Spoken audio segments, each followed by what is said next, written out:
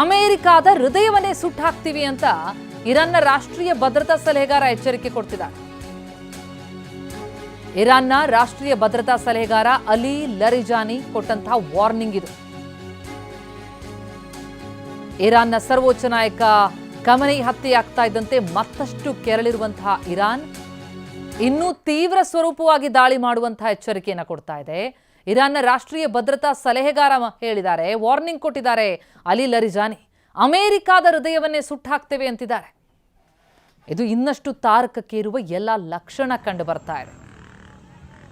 ಅಣ್ವಸ್ತ್ರಗಳನ್ನು ಹೊಂದೋದನ್ನು ತಡೀತೀವಿ ಅಂತ ಹೇಳಿ ಇರಾನ್ನ ಆಕ್ರಮಣಕಾರಿ ಚಟುವಟಿಕೆಗಳನ್ನು ತಡೆಯೋದಕ್ಕೆ ಅಂತ ಇಸ್ರೇಲ್ ಮತ್ತು ಅಮೆರಿಕ ಜಂಟಿಯಾಗಿ ಕಾರ್ಯಾಚರಣೆ ನಡೆಸಿ ಖಮೇನಿ ಹತ್ಯೆ ಮಾಡಿದೆ.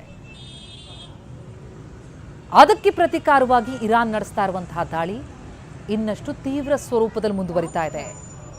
ಈಗ ಅಲ್ಲಿಯ ಭದ್ರತಾ ಸಲಹೆಗಾರ, ಇರಾನ್ನ ಭದ್ರತಾ ಸಲಹೆಗಾರ ಅಲಿ ಲರಿಜಾನಿ ವಾರ್ನಿಂಗ್ ಕೊಡ್ತಾ ಇರೋದು ಅಮೆರಿಕಾಗೆ. ಅಮೆರಿಕಾದ ಹೃದಯವನ್ನ ಸುಟ್ಟು ಹಾಕ್ತೀವಿ ಅಂತಿದ್ದಾರೆ. ಖಮೇನಿ ಹತ್ಯೆ ಆಗ್ತಾ ಇದ್ದಂತೆ ಮತ್ತಷ್ಟು ರೊಚ್ಚಿಗೆದ್ದಂತೆ ಕಂಡು ಬರ್ತಾ ಇದೆ.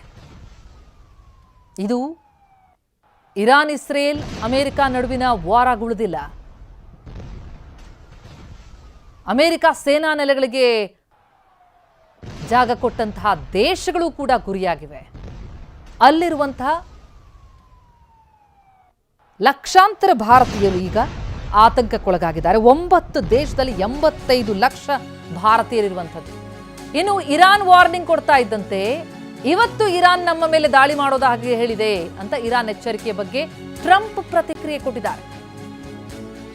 ಎಂದೆಂದೂ ನಡೆಯದಂತಹ ಪ್ರತಿ ದಾಳಿ ಮಾಡ್ತೀವಿ ಅಂತ ಹೇಳಿ ಪ್ರತಿ ವಾರ್ನ್ ಕೊಟ್ಟಿದ್ದಾರೆ.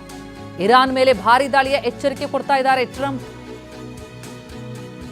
ಇರಾನ್ ಕೊಟ್ಟಂತಹ ವಾರ್ನಿಂಗ್ಗೆ ಪ್ರತಿಯಾಗಿ ಡೊನಾಲ್ಡ್ ಟ್ರಂಪ್ ವಾರ್ನಿಂಗ್ ಇದು. ಇರಾನ್ ಹೇಳಿದೆ ನಮ್ಮ ಮೇಲೆ ದಾಳಿ ಮಾಡೋದಾಗಿ. They better not do that.